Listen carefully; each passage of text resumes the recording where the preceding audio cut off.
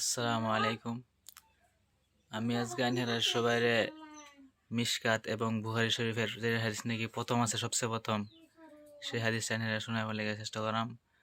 আর হাদিসটা শুনে আনহারা এই হাদিসের উপরে আমল করবেন ইনশাআল্লাহ আশা রাখলাম। হাদিসটা হইল যে قال النبي صلى الله عليه وسلم إنما الأعمال بالنيات, যে আমলের সব জিনিস নিয়তের উপরে।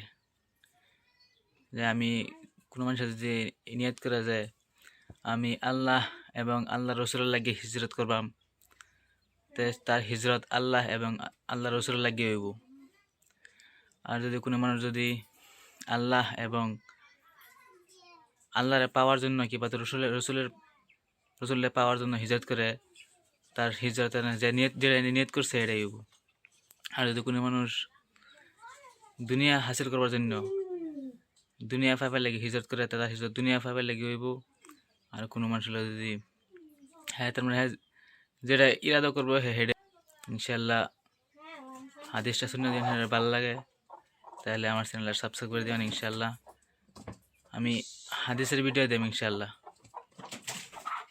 আসসালামু আলাইকুম।